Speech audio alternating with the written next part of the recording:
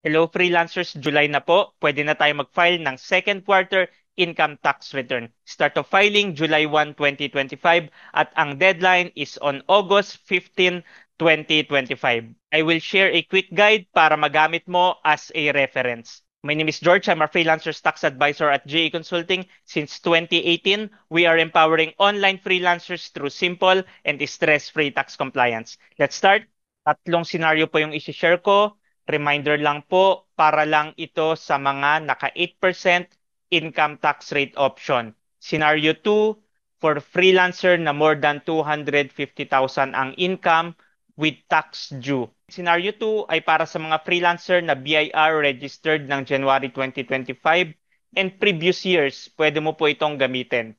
First step po, review natin yung BIR Certificate of Registration or yung COR.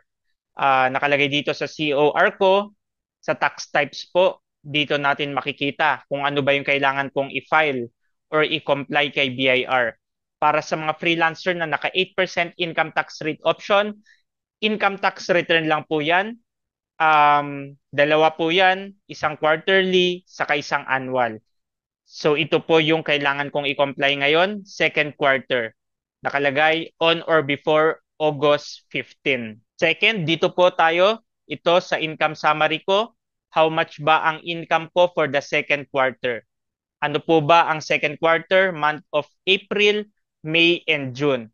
Dito sa income summary ko, may income akong 120K per month, total of 360,000. And then, i-add din po yung first quarter income ko. Income ko from January to June is 660,000.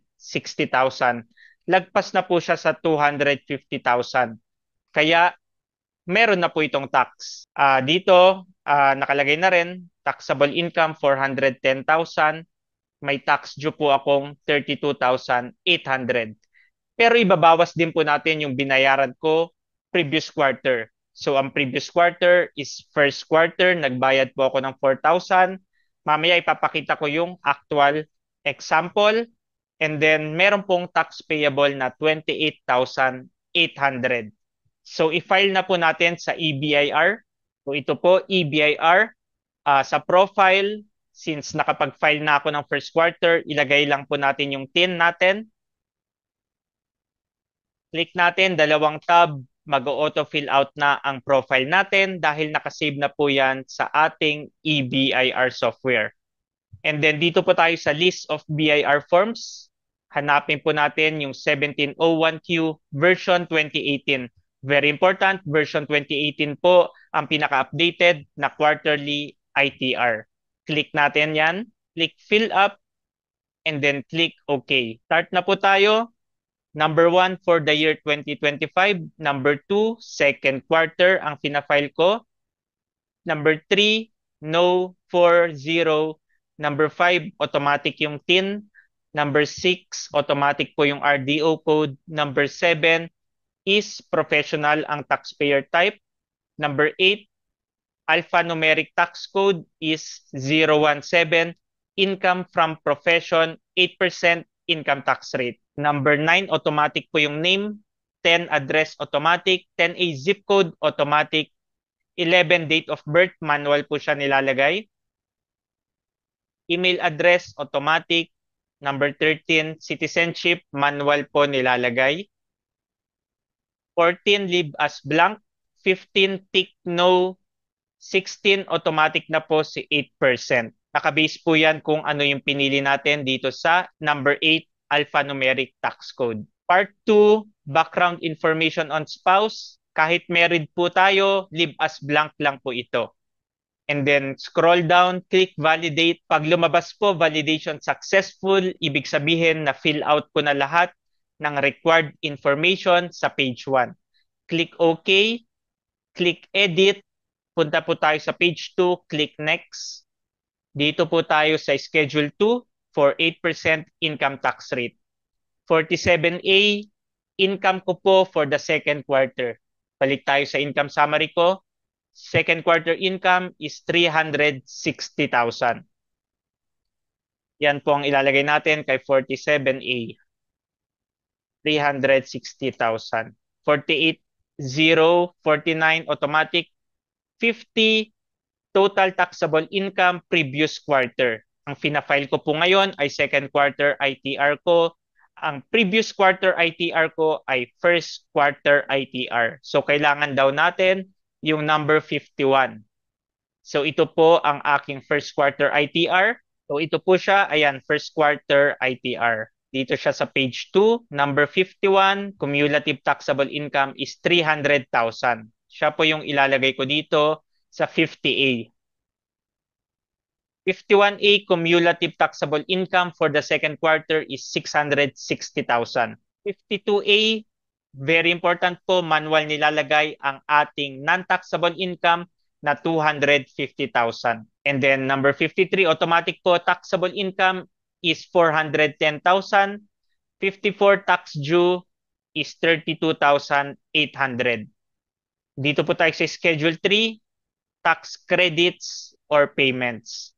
And then dito po tayo sa 56, if applicable po sa atin. In my case, applicable po siya dahil nagbayad po ako sa first quarter ITR ko. Pag wala po kayong binayaran ng first quarter ITR nyo, leave as blank lang po ito.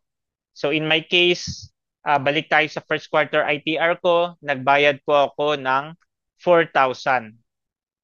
So ayan po siya. Siya po ang ilalagay natin dito sa 56A, 4,000. So mababawas po yan sa aking tax due or tax payable.